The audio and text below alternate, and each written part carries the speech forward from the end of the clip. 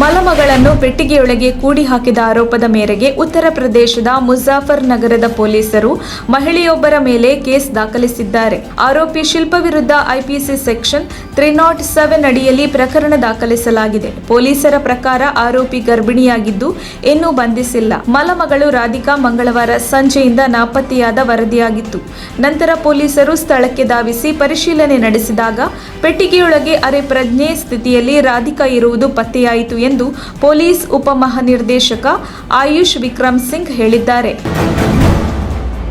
ಪರೀಕ್ಷೆಯಲ್ಲಿ ಕಡಿಮೆ ಅಂಕ ಬಂದ ಬಗ್ಗೆ ಮಾನಸಿಕವಾಗಿ ನೊಂದ ವಿದ್ಯಾರ್ಥಿನಿಯೊಬ್ಬಳು ಆತ್ಮಹತ್ಯೆ ಮಾಡಿಕೊಂಡಿರುವ ಘಟನೆ ಪೆರಡೂರು ಎಂಬಲ್ಲಿ ನಡೆದಿದೆ. ಮೃತ ವಿದ್ಯಾರ್ಥಿನಿಯನ್ನು ಹೆಬ್ರಿಯಾ ಎಸ್ಆರ್ ಕಾಲೇಜಿನಲ್ಲಿ ಪ್ರಥಮ ಪಿಯುಸಿ ವಿಜ್ಞಾನ ವಿಭಾಗದ ವಿದ್ಯಾರ್ಥಿನಿ ಪೆಡ್ರೂರು ನಿವಾಸಿ 17 ವರ್ಷದ ತೃಪ್ತಿ ಎಂದು ಗುರುತಿಸಲಾಗಿದೆ. ಉತ್ತಮವಾಗಿ ಓದುತ್ತಿದ್ದ ತೃಪ್ತಿ ಇತ್ತೀಚೆಗೆ ನಡೆದ ಪರೀಕ್ಷೆಯಲ್ಲಿ ಸ್ವಲ್ಪ ಕಡಿಮೆ ಅಂಕ ಬಂದಿರುವ ಬಗ್ಗೆ ನೊಂದಿದ್ದಾರೆ ಎನ್ನಲಾಗಿದೆ.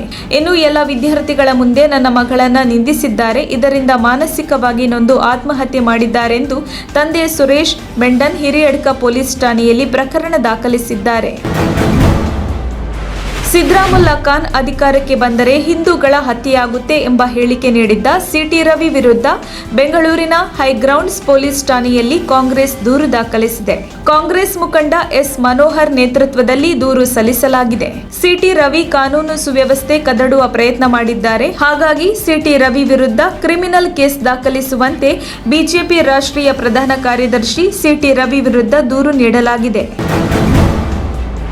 ಗುಜರಾತ್ ಚುನಾವಣೆಗೆ ಸಂಬಂಧಿಸಿದ ವಿಡಿಯೋವೊಂದು ಸಾಮಾಜಿಕ ಮಾಧ್ಯಮಗಳಲ್ಲಿ ಹರಿದಾಡಿದೆ. ರಾಜಸ್ಥಾನದ ಮುಖ್ಯಮಂತ್ರಿ ಅಶೋಕ್ ಗೆಹ್ಲೋಟ್ ಭಾಷಣ ಮಾಡುತ್ತಿದ್ದಾಗ ಗೂಳಿಯೊಂದು ಸ್ಥಳಕ್ಕೆ ಪ್ರವೇಶಿಸಿದೆ. ಕಾರ್ಯಕ್ರಮದಲ್ಲಿ ಪಾಲ್ಗೊಂಡಿದ್ದ ಸಭಿಕರು ಚೆಲ್ಲಾಪಿಲ್ಲಿಯಾಗಿ ಓಡಿರುವ ಘಟನೆ ನಡೆದಿದೆ. ಆದರೆ ಈ ಘಟನೆಯ ಬಗ್ಗೆ ಅಶೋಕ್ ಗೆಹ್ಲೋಟ್ ಬಿಜೆಪಿಗೆ ಹಿಡಿ ಶಾಪ ಹಾಕಿದ್ದಾರೆ. ಈ ಹಿಂದಿನಿಂದಲೂ ಕಾಂಗ್ರೆಸ್ ಸಭೆ ನಡೆಸಿದಾಗಲೆಲ್ಲ ಈ ಬಿಜೆಪಿಗರು ಗೂಳಿ ಹಸು ಬಿಡುವುದನ್ನು ನಾನು ನೋಡಿದ್ದೇನೆ ಎಂದು ಕಿಡಿಕಾರಿದ್ದಾರೆ. ಬಿಜೆಪಿ ತನ್ನ ಪಕ್ಷಕ್ಕೆ ಮನೆ ಹಾಳು ಮಾಡೋರು ತಲೆ ಹೊಡೆದು ಬಂದವರನ್ನ ಸೇರಿಸಿಕೊಂಡಿದೆ ಎಂದು ಕುಮಾರಸ್ವಾಮಿ ಕುಟುಕಿದ್ದಾರೆ. ಪಂಚರತ್ನ ಯಾತ್ರೆ ವೇಳೆ ಮಾತನಾಡಿದವರು ರಕ್ತ ಹೀರುವಂತಹ ನಾಯಕ ಎಂಬ ಸಚಿವ ಅಶ್ವಥ್ ನಾರಾಯಣ ಹೇಳಿಕೆಗೆ ಕಿಡಿಕಾರಿದ್ದಾರೆ. ಅದು ಯಾರ ಬಗ್ಗೆ ಹೇಳಿದ್ರೋ ಗೊತ್ತಿಲ್ಲ, ನಮಗೆ ಅಷ್ಟು ತಿಳುವಳಿಕೆ ಇಲ್ಲ, ರಕ್ತ ಪಿಪಾಸುಗಳು ಅಂತ ಹೇಳಿದ್ದಾರೆ. ನಿನ್ನೆ ಅವರ ಪಕ್ಷಕ್ಕೆ ಸೈಲೆಂಟ್ ಸುನೀಲ್ ನನ್ನ ಸೇರಿಸಿಕೊಂಡಿದ್ದಾರಲ್ಲ, ಅವನ ಇತಿಹಾಸ ತೆಗೆದು ನೋಡಿದ್ರೆ ಗೊತ್ತಾಗುತ್ತೆ ಯಾರು ರಕ್ತ ಹೀರುತ್ತಾ ಇದ್ರು, ಯಾರು ರಕ್ತ ಪಿಪಾಸು ಅಂತ. ತಲೆ ಹೊಡೆದು ಬಂದವರನ್ನ ಪಕ್ಷಕ್ಕೆ ಸೇರಿಸಿಕೊಂಡಿದ್ದಾರಂತ ಕುಮಾರಸ್ವಾಮಿ ಹೇಳಿದ್ದಾರೆ.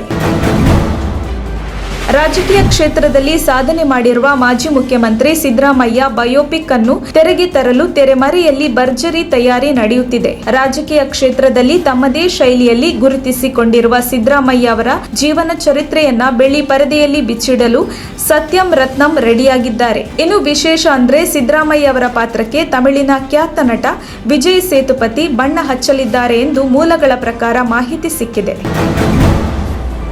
ಮೊಬೈಲ್ ಕಂಪನಿಯೊಂದರ ಅಧಿಕಾರಿಗಳೆಂದು ಹೇಳಿಕೊಂಡು ಬಂದಿದ್ದ ಕಳ್ಳರ ಗುಂಪೊಂದು 19 ಲಕ್ಷ ರೂಪಾಯಿ ಮೌಲ್ಯದ ಮೊಬೈಲ್ ಟವರ್ ಅನ್ನು ಕದ್ದ ಘಟನೆ ಬಿಹಾರದ ಪಾಟ್ನಾದಲ್ಲಿ ನಡೆದಿದೆ. ಲಾಲನ್ ಸಿಂಗ್ ಎಂಬಾತ ಮನೆಯ ಟೆರೆಸ್ ಮೇಲೆ ಸುಮಾರು 15 ವರ್ಷಗಳ ಹಿಂದೆಯೇ ಮೊಬೈಲ್ ಟವರ್ ಅನ್ನು ಸ್ಥಾಪಿಸಿದ್ದ. ಅಧಿಕಾರಿಗಳು ಎಂದು ಹೇಳಿಕೊಂಡು ಬಂದಿದ್ದ ಕಳ್ಳರನ್ನು ನಂಬಿ ಸಿಂಗ್ ಐಡಿ ಕಾರ್ಡ್ ಅನ್ನು ಪರಿಶೀಲಿಸದೆ ತೆರವು ಕಾರ್ಯಕ್ಕೆ ಒಪ್ಪಿಕೊಂಡಿದ್ದಾನೆ. ಬಳಿಕ 25 ಮಂದಿ ಬಂದು ಸುಮಾರು 3 ದಿನಗಳ ಕಾಲ ಟವರ್ ತೆರವು ಕಾರ್ಯ ನಡೆಸಿದ್ದು, ಗ್ಯಾಸ್ ಕಟ್ಟರ್ ಯಂತ್ರದ ಮೂಲಕ ಮೊಬೈಲ್ ಟವರ್ ಅನ್ನು ಕತ್ತರಿಸಿ ಟವರ್ನ ಎಲ್ಲಾ ಭಾಗಗಳನ್ನು ಟ್ರಕ್ ನಲ್ಲಿ ತುಂಬಿಕೊಂಡು ಹೋಗಿದ್ದಾರೆ. ನಂತರ ಮೊಬೈಲ್ ಟವರ್ ಕಾಣೆಯಾಗಿರುವುದು ಗಮನಕ್ಕೆ ಬಂದಿದೆ. ಘಟನೆ ಬೆಳಕಿಗೆ ಬಂದ ನಂತರ ಸ್ಥಳೀಯ ಪೊಲೀಸ್ ಠಾಣೆಗೆ ದೂರು ನೀಡಿದ್ದಾರೆ. ಪಂಜಾಬ್ನ ಅಮೃತಸರ ಜಿಲ್ಲೆಯಲ್ಲಿ 3.1 ಕೆಜಿ ಮಾದಕ ವಸ್ತುಗಳೊಂದಿಗೆ ಭಾರತದ ಗಡಿ ಪ್ರವೇಶಿಸುತ್ತಿದ್ದ ಪಾಕಿಸ್ತಾನದ ಡ್ರೋನ್ ಅನ್ನು ಗಡಿಭಾಗದ ಭದ್ರತಾ ಪಡೆ ಬಿಎಸ್ಎಫ್ ಯ ಮಹಿಳಾ ಪಡೆ ಹೊಡೆದುರುಳಿಸಿದೆ. ಸೋಮವಾರ ರಾತ್ರಿ ಅಮೃತಸರ ನಗರದ ಉತ್ತರಕ್ಕೆ 40 ಕಿಲೋಮೀಟರ್ ದೂರದಲ್ಲಿರುವ ಚಹರ್ಪುರ ಗ್ರಾಮದ ಬಳಿ ಪಾಕ್ ಡ್ರೋನ್ ಭಾರತದ ಭೂಪ್ರದೇಶ ಪ್ರವೇಶಿಸುತ್ತಿರುವುದನ್ನು ಗಮನಿಸಿದ ಬಿಎಸ್ಎಫ್ ಮಹಿಳಾ ಸಿಬ್ಬಂದಿ ಅದರ ಮೇಲೆ ಗುಂಡಿನ ದಾಳಿ ನಡೆಸಿದ್ದಾರೆ. ಈ ಮೂಲಕ ಗಡಿಯಾಚೆಗಿನ ಡ್ರಗ್ಸ್ ಕಳ್ಳಸಾಗಣೆ ಯತ್ನ ವಿಫಲಗೊಳಿಸಲಾಗಿದೆ ಎಂದು ಅಧಿಕಾರಿಗಳು ಮಂಗಳವಾರ ತಿಳಿಸಿದ್ದಾರೆ.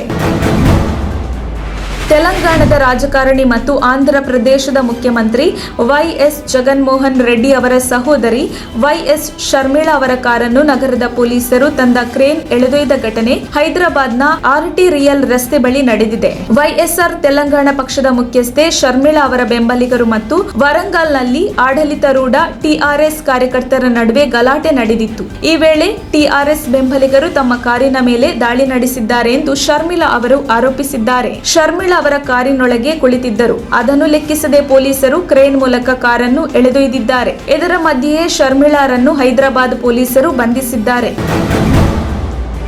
ಧಾರವಾಡ ಶಾಸಕ ಗರುಡಾಚಾರ್ ಅವರ ಮನೆಗೆ ಮುತ್ತಿಗೆ ಹಾಕಿದ ಹಿಂದೂ ಕಾರ್ಯಕರ್ತರನ್ನ ಬಂಧಿಸಿರುವುದಕ್ಕೆ ಶ್ರೀರಾಮ ಸೇನೆ ಮುಖ್ಯಸ್ಥ ಪ್ರಮೋದ್ ಮುತಾಲಿಕ್ ಸರ್ಕಾರದ ವಿರುದ್ಧ ಕಿಡಿಕಾರಿದ್ದಾರೆ. ತಡರಾತ್ರಿ 1 ಗಂಟೆಗೆ ಪುನೀತ್ ಕೇರೆಹಳ್ಳಿ, ತೇಜಸ್ ಗೌಡ ಎನ್ನುವ ಬಜರಂಗ ದಳದ ಕಾರ್ಯಕರ್ತರನ್ನ ಬಂಧಿಸಲಾಗಿದೆ. ಇದನ್ನು ನಾನು ತೀವ್ರವಾಗಿ ಖಂಡಿಸುತ್ತೇನೆ. ಹಿಂದೂ ಕಾರ್ಯಕರ್ತರನ್ನು ರೌಡಿಗಳ ರೀತಿಯಲ್ಲಿ ಬಂಧನ ಮಾಡಿದ್ದು ಎಷ್ಟರ ಮಟ್ಟಿಗೆ ಸರಿ? ಅದು ಸಹ ಬಿಜೆಪಿ ಸರ್ಕಾರದಲ್ಲೇ ಹಿಂದೂ ಕಾರ್ಯಕರ್ತರನ್ನು ಈ ರೀತಿ ಬಂಧಿಸಿದ್ದು ಸರಿಯಲ್ಲ.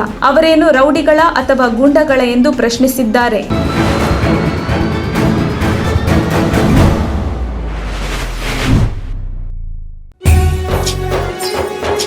ನಿಮ್ಮ ಮೆಚ್ಚಿನ ನಮ್ಮ ತುಮಕೂರು ಮಾಧ್ಯಮ 1 ವರ್ಷ ಪೂರೈಸಿದ ಈ ಸಂದರ್ಭದಲ್ಲಿ ನಮ್ಮ ತುಮಕೂರು ಮಾಧ್ಯಮ ನಿಮಗೆ ಧನ್ಯವಾದಗಳನ್ನ ತಿಳಿಸುತ್ತದೆ ಮತ್ತು ನಿಮ್ಮ ಪ್ರೀತಿಗೆ ಸದಾ ಚಿರಋಣಿಯಾಗಿರುತ್ತದೆ.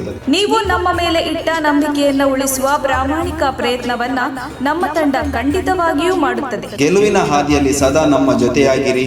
ನಮ್ಮ ಚಾನೆಲ್ ಅನ್ನು ಸಬ್ಸ್ಕ್ರೈಬ್ ಮಾಡಿ. ಸುದ್ದಿ ಅನ್ನೋದು ಬರೀ ಕಥೆಯಾಗದೆ ನಮ್ದ ಜೀವ ಗಾಳಿಗೆ ಬೆಳಕಾಗಿದೆ, ಗೆಲುವಿನ ಹಾದಿಯಲ್ಲಿ ನಗು ಮೂಡಿದೆ.